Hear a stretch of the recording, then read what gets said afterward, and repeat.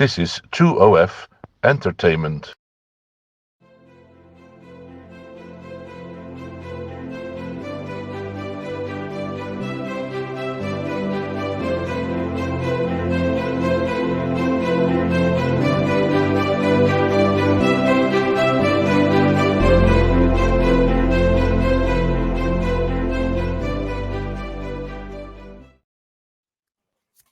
Well, here we are.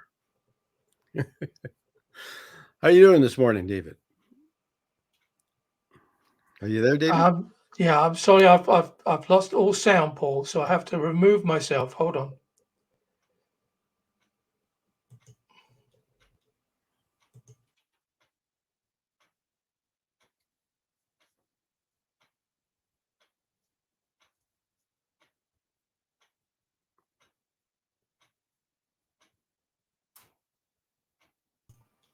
There we go. I can hear now. Oh, I can hear you. Good to see you. You came back. Yeah, I'm sorry, because there's this glitch that happens since we updated the software. When we start the show and I run the credits, I lose all sound. So, but there you go. And the microphone, which I think for a lot of people is a good thing. But yeah, it's good. Well, it's good to see you. I normally have to deal with. I normally have to deal with Stephen every week, but it's good to see that you're back, and we'll probably see you a little bit more regularly over the summer here. And with the time changes and that, it'll work out a little better. Yeah. Anyway, today we have a really unique artist. We're actually going to talk about flower power. You know, from the 60s, they had that theme, right? Flower love and flower power. So Leslie Stadnichuk is a floral painter from Saskatoon, Saskatchewan, Canada, and we're going to show her vision of how she does florals, and that's where her love is. Her love is florals, and we could just bring her right in anytime, and we can. Okay, well let's bring in Leslie and say hello to her. There she is. Yeah. Good morning. Good morning. Yeah, super early. It's good afternoon for me. I'm the lucky one. But yeah, well, we get light on Leslie a little bit, but she's in the dark. But we can still see and hear her, and we'll have some really nice bright visuals. It's good that you joined us today. I really appreciate that, and we're going to talk about, I guess, flower power. I guess we'll look at that. In the way your vision, a little bit about your vision about flowers and the reason why you paint them, and we can just start anytime we want. We just away we go. Well, I'm going to remove myself from the show. Have a great show, guys, and see you at the tail end. Yeah. See you at the tail end. Yeah. Thank you very much. Yeah. Well, thank you for having me, Paul. Oh, you're welcome. It's we try to mix our shows up a little bit so they're not just all landscapes or sculpture or different types of painting and wearable art, and we have quite a large variety of things. And I haven't had a floral artist really on, and I thought, and when I saw your work, well, of course you're part of Artists in Canada, and a lot of flower painters, they can paint flowers, but they don't design them as much. They just paint what they see in front of them. And I was kind of taken with yours because you kind of go inside that flower a little bit. You just you don't sit on the peripheral edge and just paint everything that's there, And Van Gogh was Gough was a great painter of flowers, whether sunflowers or irises in his color palette. Can you tell us a little bit about your vision of flowers, like? Well, I've kind of loved flowers my whole life. As a kid, I wanted to grow them, and I helped my mother. But unfortunately, I'm not that good at growing flowers, and I've tried that recently because I'm always looking for reference. But I love to take the little flower or something that's kind of hidden and bring it out and put it center stage. So I'm always watching, and often will be taken. And that's the only way I can describe it. When something takes me and it kind of grabs your attention and you go, oh, I want to paint that. Yeah. So it's not always it's not the big flowers, although I have painted those and I love that. But it's getting into the nitty gritty of them and bringing them to life, setting them on center stage, I guess is what I like to do. So is it kind of like the texture of them, or is it the color that really gets you started to start with? Or It's a funny thing. It's both, because I remember I was in grade 3 and a young boy wore an outfit to school. He wore a peacock blue shirt and a black vest, and I couldn't stop looking at him. And I think that was the first time that I really was grabbed by color. And, I never thought of myself as an artist for many years. I was always very creative, always doing something. Drove my parents crazy, I'm sure. But it wasn't until I was well into my 20s, and a girlfriend of mine, I said something about me being an artist, and I said, "Oh, that's not art, that's just craft." And she laughed at me, and I thought, "Oh, maybe I better pay attention to this, because maybe not everybody can do this." Yeah. And I suppose everybody can if they try hard enough, but I seem to have a natural bent for it. Well, First time. yeah, excuse me. I'm gonna get the first visual to come up for you. If I can get David to launch our first image. There we go. You can, yeah. I think it's really important to see that what we're talking about. I mean, we're talking about these beautiful design flower. I mean, it's graphically beautiful. I mean, and you can look at it as a flower, but it can be a lot of other things as well. You can see all those layers that are all put together. It's all this I don't know how the overlapping and the transparency, yet there's the clarity that's happening. So what do you look for in a flower? Like there seems to be rhythms and things happening in here, and I guess it's drama. yeah, there is. Or romance. I don't know. Well, it's hard to put a finger on, really. This particular one was designed. It's actually 4 different photographs that I pulled into Procreate and arranged them. And so I had to be pretty careful with the shadows and whatnot. And it's not as bright and bold as I usually paint, but I just loved how soft it was and inviting, I guess. Yeah, and that It's gray quite a large background, painting. the gray background really pops the piece. So it feels, how do you put it? It feels somewhat two-dimensional. It almost feels like these petals have been hand cut out. They're a little flat pattern looking a little bit, and then they're all kind of just tucked in, and they have a really nice design feel. I mean, you got these rhythms that are central in that blossom, and then there's colors and things moving around on the outside. It's got a nice, I mean, we use flowers for a lot of things. I mean, everything from celebrations to a beginning of life to the end of life. Right. And we use these to evoke, I guess, our feeling at the time, whether it's love or friendships or bereavement of some kind. And for some reason we reach towards flowers as our voice. When you Yes, often when you can't find the words, you use flowers because we're at a loss often. many times, yeah. So do you feel those kind of sensitivities when you paint a little bit, that some flowers evoke certain things more than others? Up front I do. When I'm choosing something to paint, they really do speak to me, and I feel all those emotions. But once I get into painting, I'm kind of lost in the painting part of it. The creativity is really up front. Yeah. So what kind of time takes to do a piece like this? How long would you be working on a piece like this? Oh, there's at least 60 hours in this one. Anywhere between 40 and 60. And the size? This one would be? This one, I believe, is 36 by 60 wide. Yeah. Seems to be a little bit of background noise. I live in a condo, and that's the lady upstairs is vacuuming. So I'm not sure what I could do about that other than go up and knock on her door. So bang on the ceiling. Okay, we were going to leave it. I was just curious because I was just thinking there's noise up there. Sorry about that.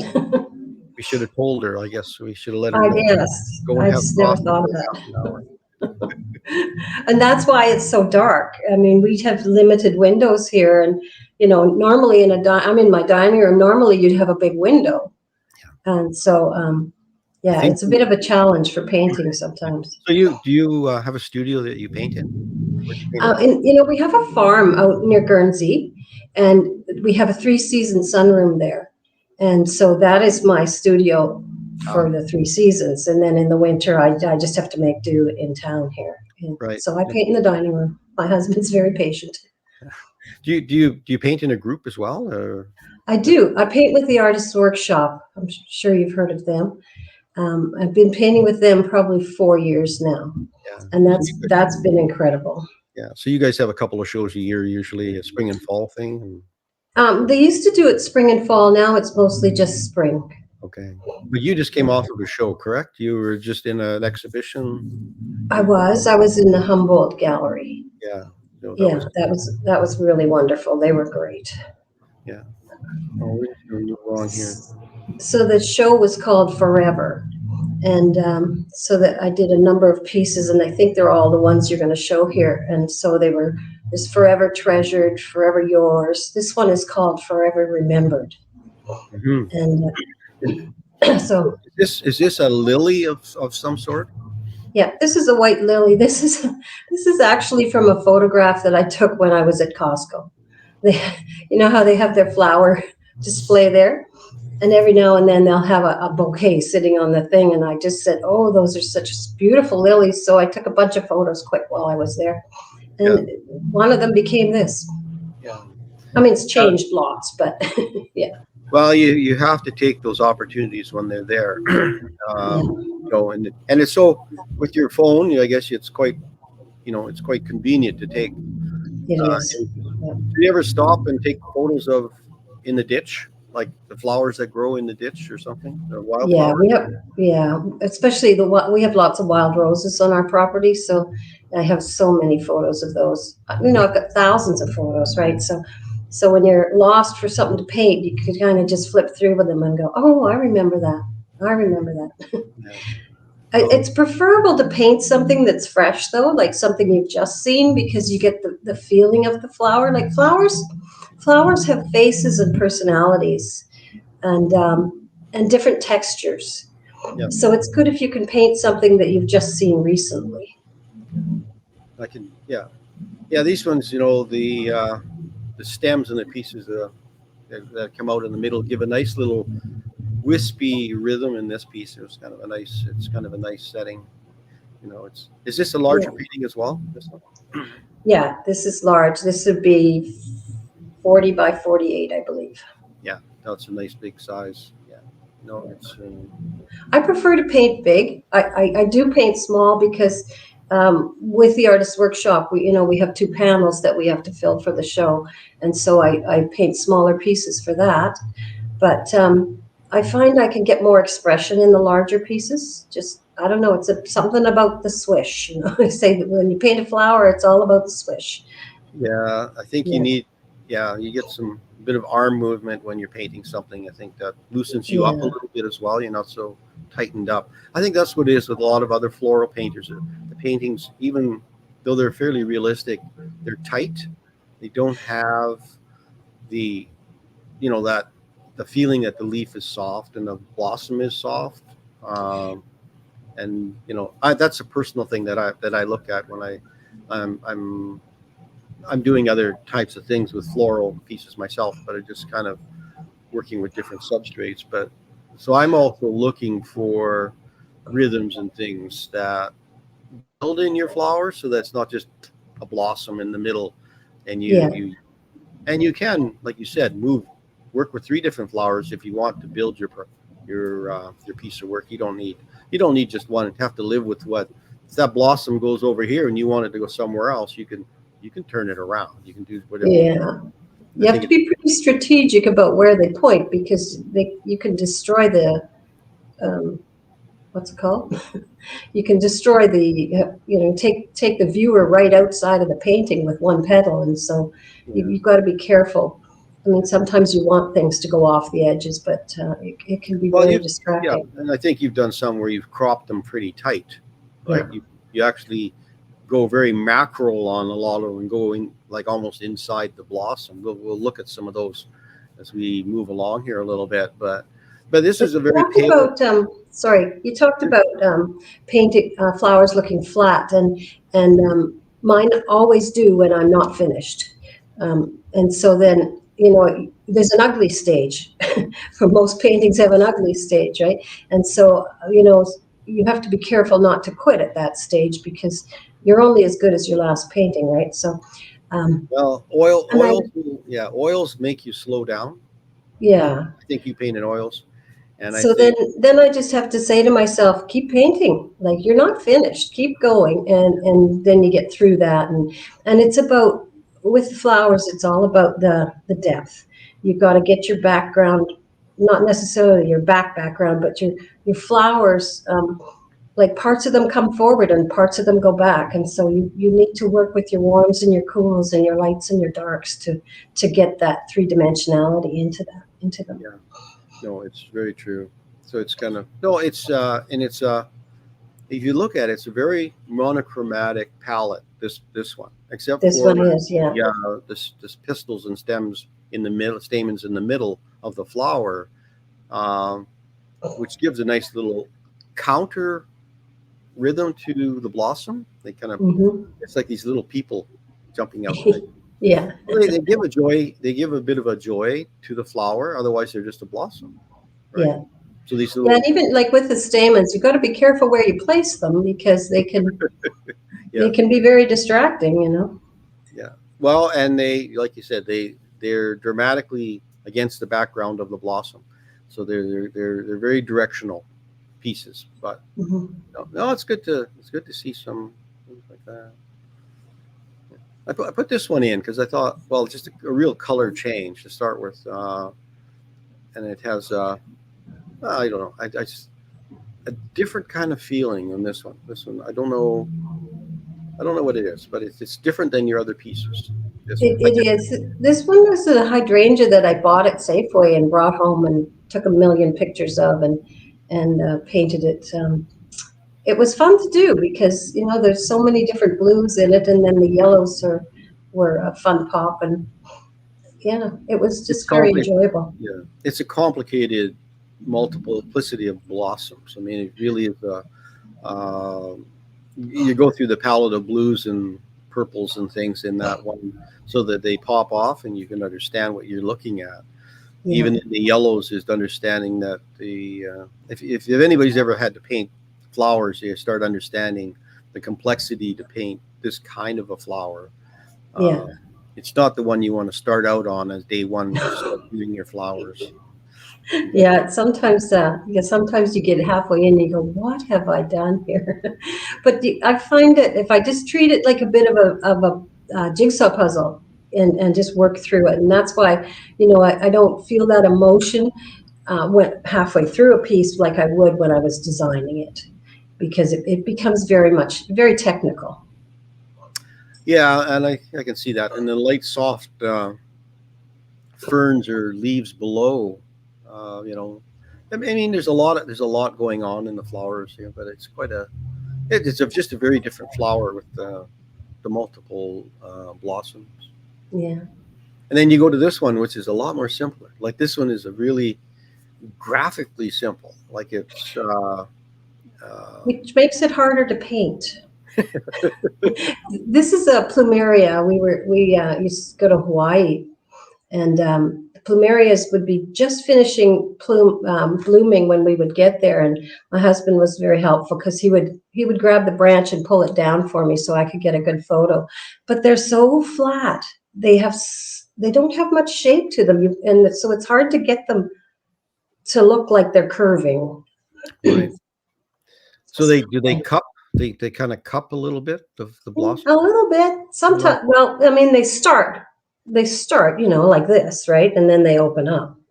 Yeah. And then they fall off. So when you look at a blossom, is that a commonality that they're odd numbers? Like, there's 5 in this blossom per flower.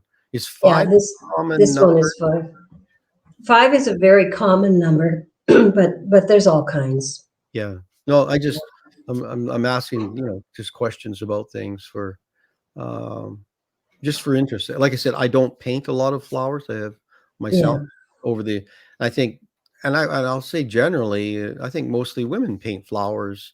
Some guys do paint flowers as well, but I would say mostly women are taken by flowers more so than guys. I don't know. yeah. Women love flowers. There's no question about it. Like my audience is 90% women, Yeah. and so I have there's a few men who are I've had a few men purchase, but mostly it's women. So They'd purchase for their wife, probably. They're gifting. could be yeah.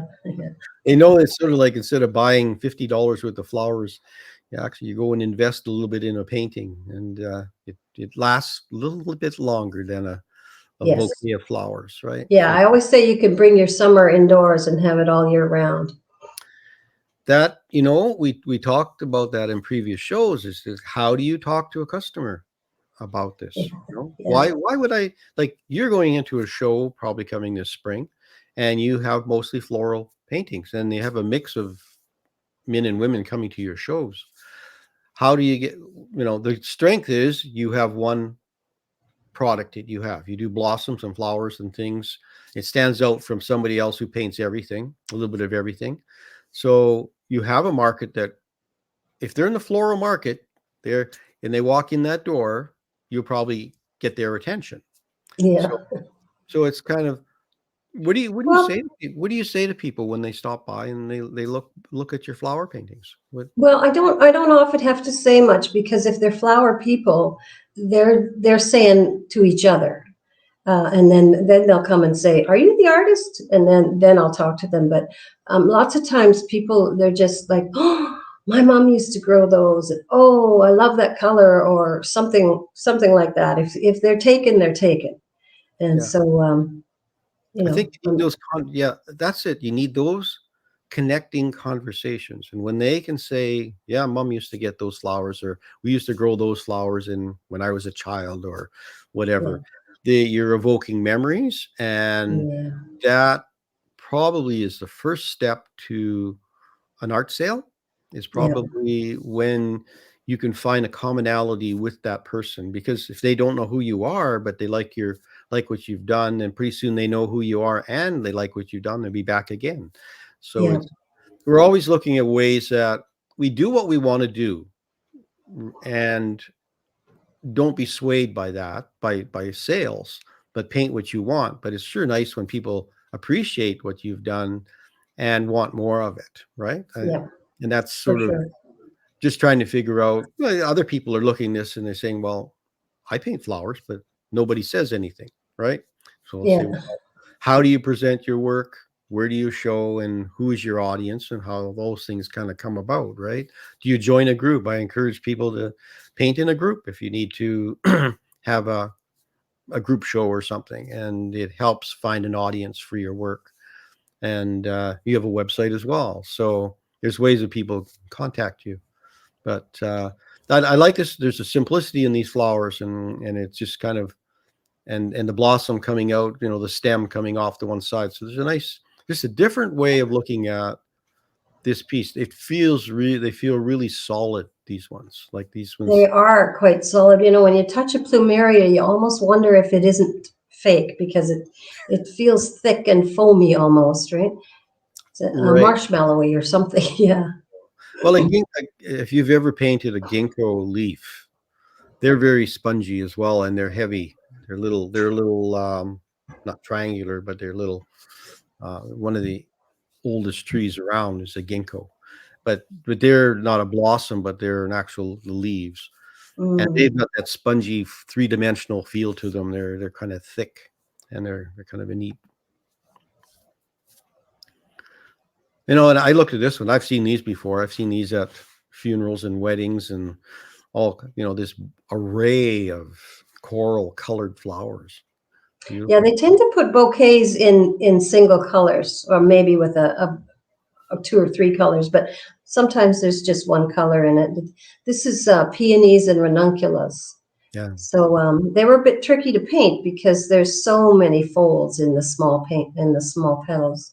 Right. But yeah, but it's Have you kind of fun. have you ever put insects into them, like a bee or? I haven't, no. Have you ever? Well, I'm just asking a question. It's just like, is there?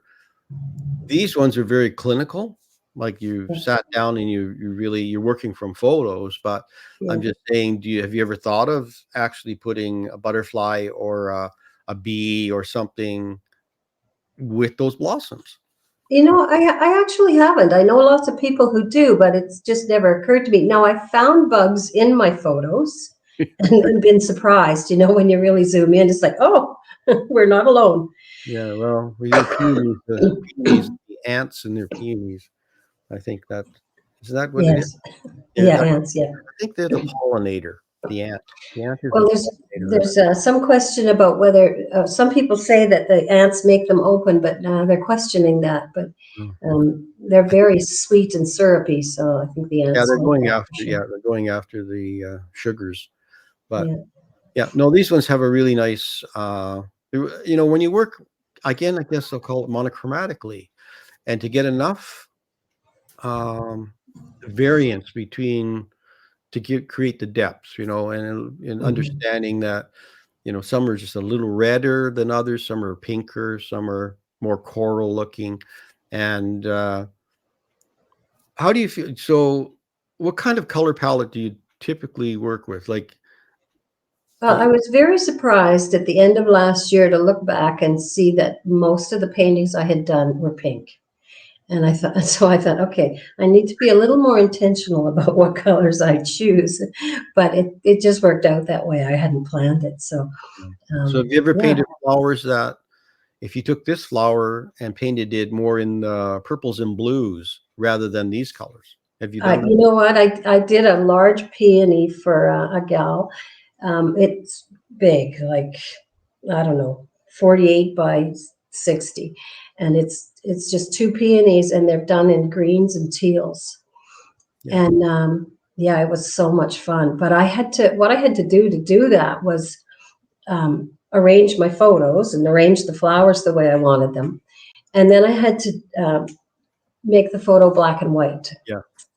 And then I just said, okay, this color is going to be the darks, and this color is going to be the mediums, and this will be the lights, and it worked. And she loves it, and yeah, it was quite successful. I did another triptych for a lady, and it was a mum that went across the three canvases, and it was done in dark teals. Yeah. So that was lots of fun too. I think I remember my mother was a painter, and I think she used to look through a Noxzema bottle, the old days of the Noxzema bottle, which was that indigo blue, and that would basically make it look like black and white. And she'd hold that up. She could hold that up and see the colors and do that. She'd worked with that. Neat. It was kind of a different way of, I guess you could look through other things that neutralize the complementary. You'd end up looking through I guess if it's a dominantly red page, you look through a green filter of some kind if you want to neutralize it without creating a black and white and run it off on your printer and make a black and white from it, right?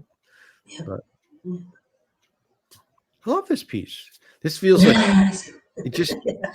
I love it. It feels like, see this little mouth in the middle there. I got this alien thing, this little mouth thing. You just come, all this.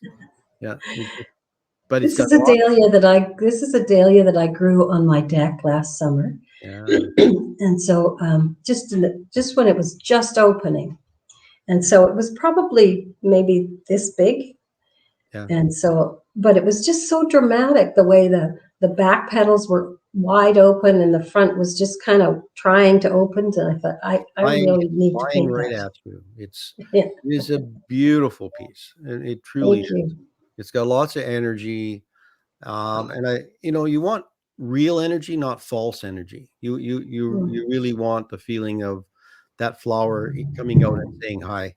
I mean, it really is.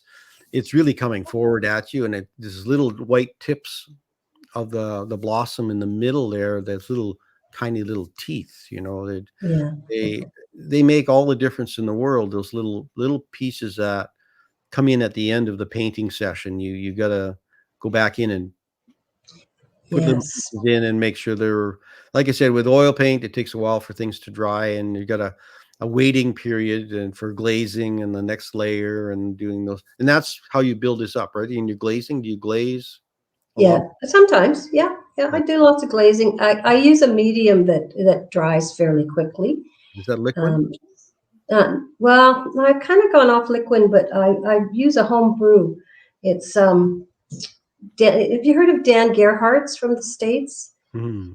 He's an oil painter, but he uses, I think it's 5 parts spirits, and it's Walnut oil in there, and some varnish and some oil. Yeah. I Yeah. keep the recipe handy, but it dries pretty much in 24 hours sometimes if you if put it you're on thin enough. if it's not too impassoed, I guess it would. Yeah. Yeah, yeah.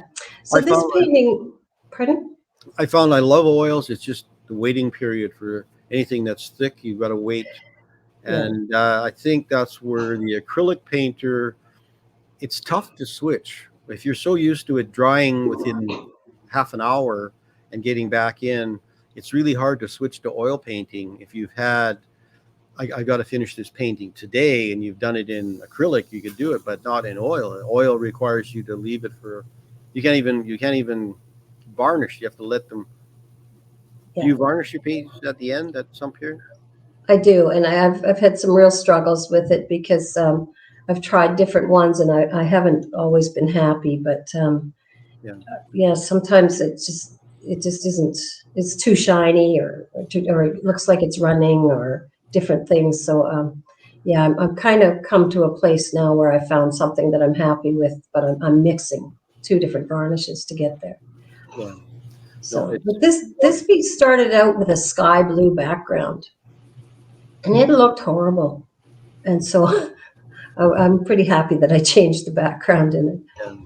Well, it's nice to have those neutrals, and I call the gray as a neutral, and that makes the flower pop off the page without competing with a color in the background. Say if it was a green tone back there, it could have been a greeny gray, which would have been complementary. But this is a little, I guess, steely gray. I guess it is, but it works nice because you see these little scallops that have been cut out of the edges of the canvas all the way around, so it really defines the little shapes of a flower. I give it that energy that you want that feeling that the blossom is popping out. So Yeah. it's got a nice feel. So these ones. This was grown on my deck too. This is a begonia, a hanging begonia. Ah, okay, that's why the blossoms. Okay, I see that. Yeah. It's not upside down. Thank No. you. I didn't put it in upside down. No. And so it's difficult, like when you're painting flowers, it's you have to really work to get away from the greens, because you could do all your backgrounds in green. And I love green, but it just gets so that they're all the same after a while, you know? Right. So This one really is.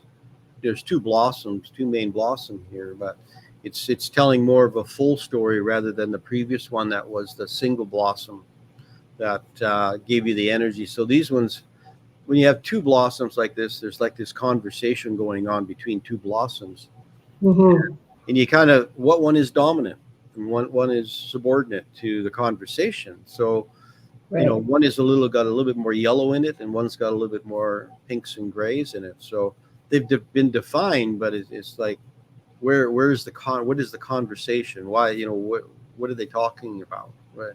Or what are, yeah. And again, the background in this was a big decision because, in real life, the background to this was a white pot. So then you got to figure out, well, what's gonna enhance this flower the most. So yeah, again, I went with dark, which I seem to really like the dark. And I think the other way is, cropping helps quite a bit. When you've cropped the bottoms off a little bit, and you let the green go around as a frame around the top and on the right side. So It kind of underscores. I kind of really like at the bottom though, where the blossom almost goes off the page but doesn't.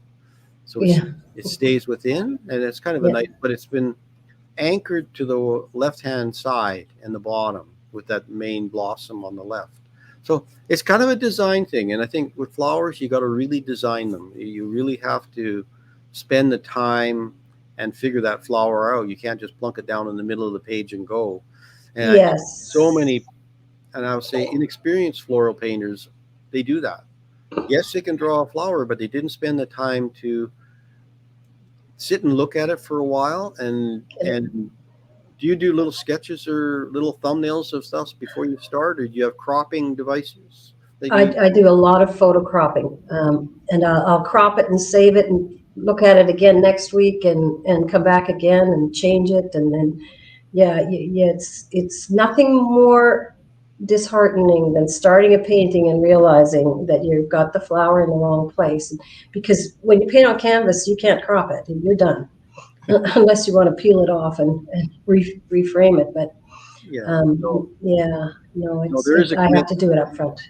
There is a commitment. And when you work on a large 36-48, you don't want to be halfway in and realize something is just wrong. And, preparation is everything when it comes to that. Because you can paint blossoms.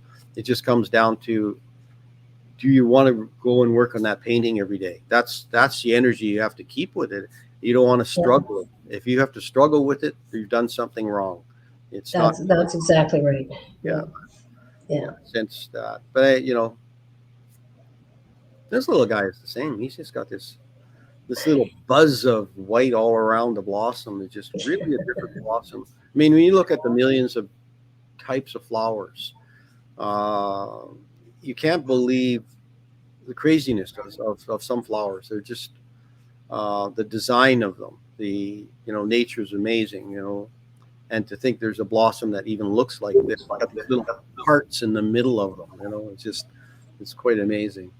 This was a photo that I took in a greenhouse in Hawaii. There's a Japanese greenhouse there, Okashima, I think it's called, maybe, and all they grow is orchids. And this, you go in there and you take hundreds of pictures, right? But then there's this one that this really captures you. And so I did this. Originally, I did it in acrylic, quite a 16 by 20, and I put it in the orchid show here, and it won best in show, I think, or first place orchids maybe. But and then I liked it so much that I did it again on a large scale. Yeah. It was just fun to do. Yeah, no, it has really nice energy to it, and I think I like the green background, the leaves kind of going left and right and up. I mean, there's energy in the background, but there's this going to town look. These flowers are dressed up, they got their tucks on and they're going out, and it's just like, I mean, I give simple analogies like that, but I'm just saying I have a feeling of energy in this one, and you say, how do you find those energies in flowers? Like each energy, there reason why you stop, like you see, you went to the greenhouse and there's probably thousands of flowers in that greenhouse. Why did you stop at these ones? Well, I think it was actually the composition of the photo that got me to paint it, because they're all beautiful, right? And they're all colorful. Yeah. It's incredible, the colors that are on them. But this one I just really loved. And so it's a bit tricky because you're working with reds, and when you mix red with white, you can sometimes get some very strange colors. But and so in this one, there would be quite a few glazes on top of a lighter color. Yeah. And then you're looking for a cool red to put a cool, very dark red right next to the center there.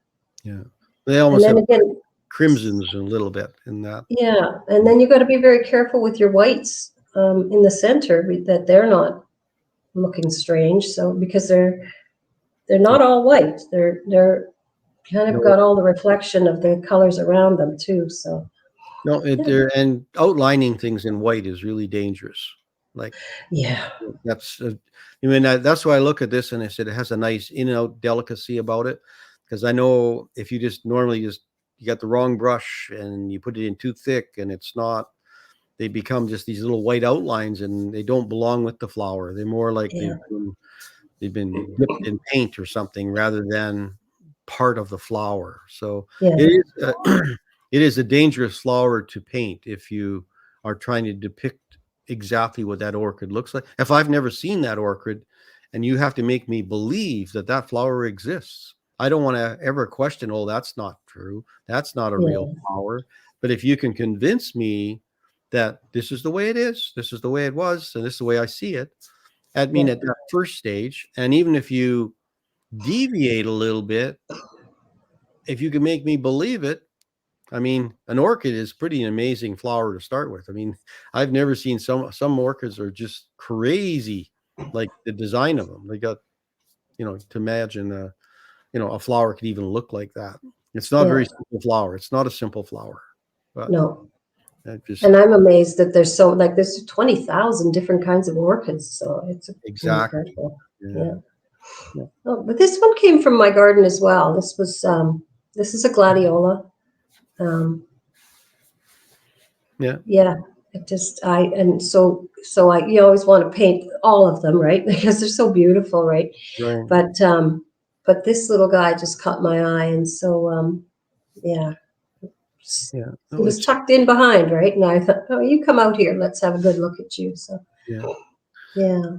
Yeah, I'm So, just looking at the composition. It's a square format, and mhm. it's a little different than your other ones. A little bit. This one has a different kind of. You're looking for something different in when you're painting this one. I don't know. It's different than your. Maybe it's that large leaf on the left side. I don't know. It's kind of casting a shadow, casts a Yeah. shadow over the flower a bit. And I like the idea of the casted shadows and the transparencies, but I it's. think that's what drew me to it. This one's only 12 by 12. Oh, okay, just a small. So it was completely different for me to paint, but I really enjoyed it. It's actually on a wood panel.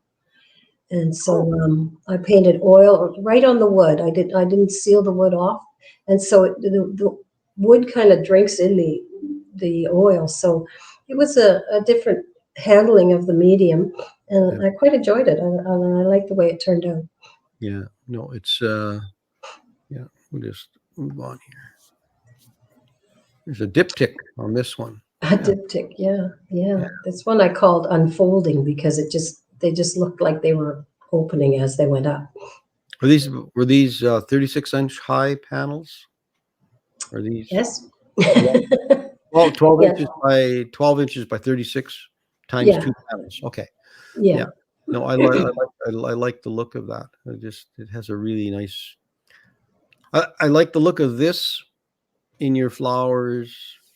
I can see this as it's kind of your signature flowers, where these really nicely cut out shapes of the flower, defined by the background, and they have a nice where they almost feel like they're blown out, but they're not. They almost feel like they've been cut out with scissors, but they're not. They're still soft and they flow, and they just like in your previous ones, the stamens in that were like dark against the yellow blossom. And these Mhm. are white stamens, like inside Yeah. and they have a really nice. Was this done for somebody's home or on a commission or? No, I just did it because I liked it. Well, yeah, I do. I like it too. And I think it's a beautiful piece. There's lots of color in it, yet the blossoms feel very designed. It's just a really nice designed piece. You could see Yeah. this on a garment. You could see this on a lot of. This would make a really nice. Well, I know. I'm just saying other things where people could say, I want that. Yes, you'd want to put it on your wall, but where else could you put that? Do you do wearable art as well of some sort? I do. I work through La Gallerista in Montreal, Yeah. and I have a number of pieces on my site. But really, you can take any painting and add it to any piece of clothing that they make, and they will make it for you. And they're very well designed, very good quality. So I'm very happy about that. Yeah. this kind of look would be a nice summer dress kind of feeling. Would be a kind of a little bit of splash. It's still got it. Not necessarily the whole dress look like that, but be nice to have. Anyway, that's sort of. I'm always looking for ways to say how else can an artist show their work, Right. Because a lot of times not everybody is invited over to your home, like to see That's what right. you do. And the other way is, you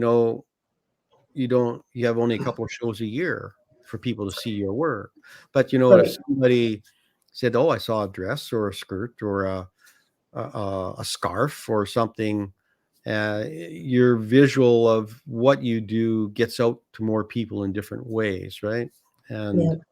And not every artist, it works for every artist, but certain artists, their paintings can be employed into wearable art, and it works. Yeah, and sometimes it doesn't work. Yeah. These two on the left here are both in wearable art pieces, long scarves. Yeah. And well, really, you could make them into anything, and they're very good about placing the art. And seldom do I have to say, "Nah, I don't like the way you place this." They want them to sell. Yeah, no, they do. Yeah.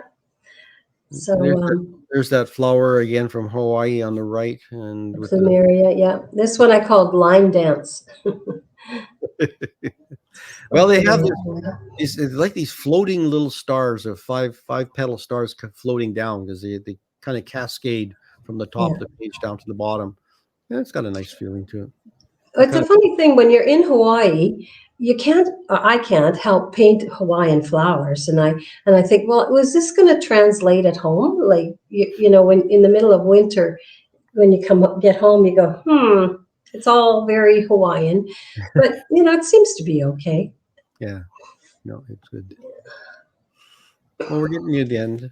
This was I wanted to end on this one because it's just like this little arch of flowers, and so do they all grow on kind of a vine? Is this one? Well, this is an orchid, and this is one I actually grew myself, and so they come up on a stick or whatever. I'm not sure what it's called now, but then they shoot off the side.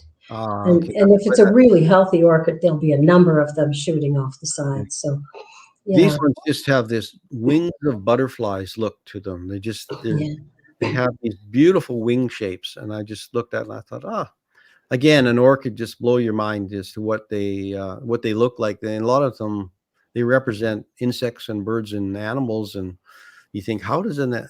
Well, of course, I guess they manipulate orchids quite a bit when they grow them. They can do almost everything, right? They work with their DNA a little bit on that. I think they do now, yeah.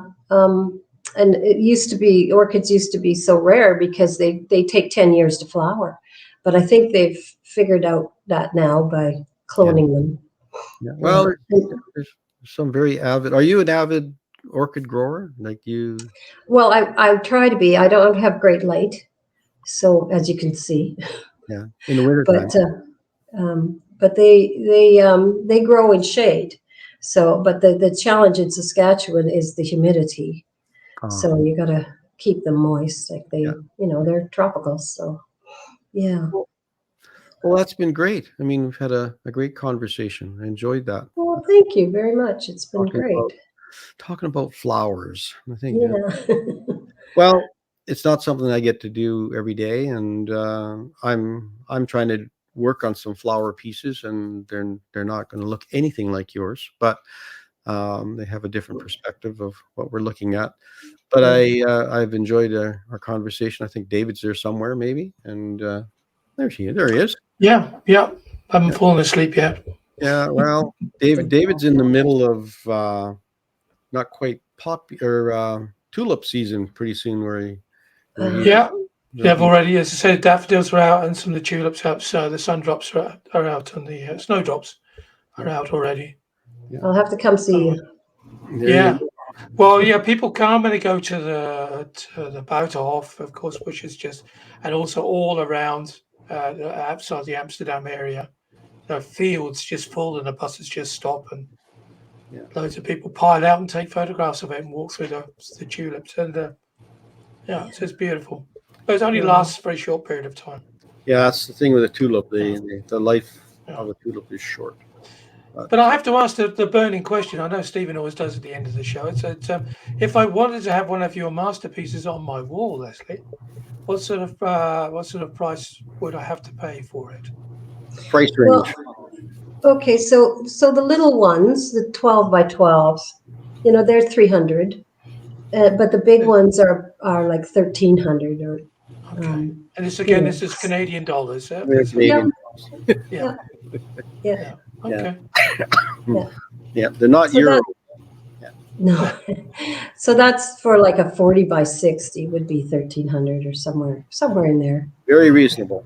Yeah, very reasonable for the amount of work. And what would you think when you're doing some of those pieces are 60 hours with a painting? Yeah. There's a lot of work in them. Yeah. So there's a lot of labor. And it's hard. You find it hard to give up your paintings when they. No, I don't actually, because the last one you painted is always my favorite, right? And I guess that's a good sign. You're happy with it then. But no, I don't have trouble giving them up. No. Yeah, I just know some artists are they love the work at a certain point. Unless the dollars are really really good, they kind of want to hold on to it for a while. No, I heard a saying once: art is a renewable resource, and I thought, yeah, I like that. let it go. Yeah. We That's right. encourage that as much as we can. Yeah. Because at a certain point of time, you have a studio which nobody can actually get into because it's just full Exactly. of art. And yeah. And Yeah. the wonderful thing about having you on the show, Leslie, and the artists that Paul brings onto the show is that, you know, the whole idea is to release all that art so a lot more people can see it, a lot more people can purchase it. I'm always pleased when somebody likes it, you know, because I think, well, is it just me? No, somebody else likes it too. Not everybody, but yeah. Well, that's excellent. Thank Yeah. you very much. Well, I think that's us for this week. Thank you, Paul, again for bringing on a wonderful guest, and I hope, Leslie, you have continued success with your work. I think that in the subscription underneath this, there will be links to you and to your website, etc., and a little bit of bio. And yeah, we hope to see you and your work again, sometime in the future. Thank you so much for being with us. Thank you. Bye-bye, everyone. Yeah, hang on there a little bit.